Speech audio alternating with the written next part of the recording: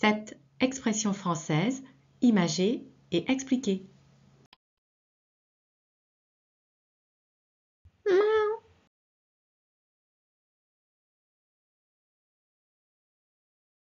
Un portrait robot. Il s'agit du dessin d'un individu recherché par la police, élaboré à partir des descriptions fournies par les témoins. La police a diffusé dans les journaux un portrait robot des suspects impliqués dans le braquage de la banque. En 1952, Roger Dambron remporte un prix au concours Lépine avec son jeu du photorobot. Le jeu est un flop commercial, mais son concept est rapidement repris par la police judiciaire.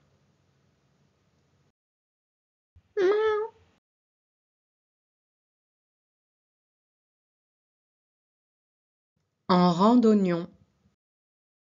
L'expression est souvent utilisée de manière moqueuse pour évoquer un alignement rigide ou hiérarchique. À la fête de l'école, les enfants étaient alignés en randonnion, du plus grand au plus petit, pour chanter des chansons. Il n'y a pas d'oignon à l'origine de l'expression. Elle est imputable à Artus de la Fontaine-Solaro, baron d'Oignon, noble et maître de cérémonie du XVIe siècle, connu pour sa manie de classer les invités selon leur rang social.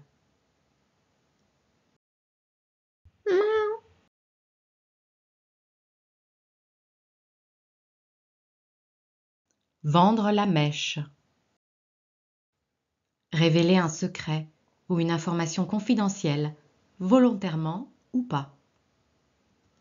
Elle ne souhaitait pas ébruiter la nouvelle de sa grossesse aussitôt, mais sa sœur n'a pu s'empêcher de vendre la mèche. Au XVIe siècle, on dit « éventer la mèche », qui signifie révéler un complot. Éventer la mèche celle d'un explosif, que l'on neutralise. Vendre au sens de trahir remplace éventer au XIXe siècle.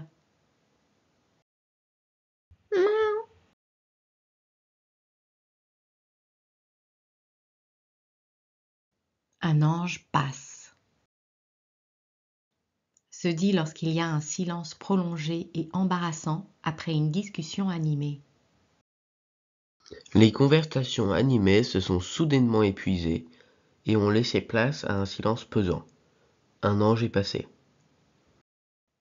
L'expression semble remonter au XIXe siècle. Bien que certains lui trouvent un rationnel en lien avec la religion ou la mythologie, son origine demeure une énigme.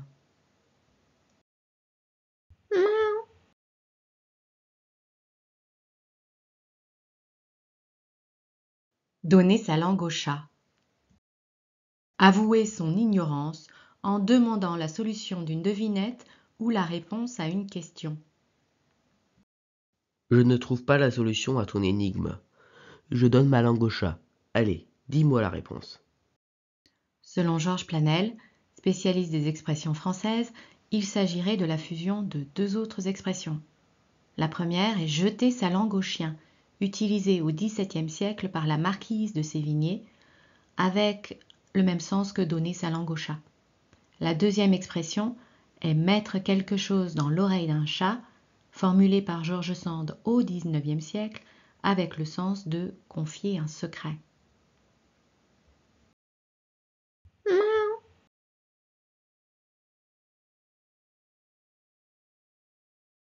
Être sur la paille. Être ruiné. Après avoir perdu son travail, il s'est retrouvé sur la paille et a dû vendre sa maison pour régler ses dettes. Depuis le XIIIe siècle, la couche de paille, par opposition à un vrai lit douillet, est un symbole de pauvreté. Et la dernière.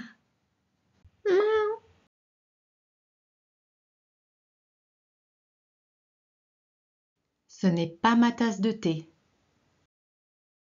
Pour dire poliment qu'on n'aime pas quelque chose ou qu'on n'est pas habile dans un domaine. Beaucoup de gens aiment sortir le soir, mais ce n'est pas ma tasse de thé. Je préfère rester chez moi avec un bon livre. L'expression est un emprunt à l'anglais de la seconde moitié du XXe siècle. À noter, au début du XXe, les Anglais utilisent la forme affirmative « It's my cup of tea » pour exprimer le contraire.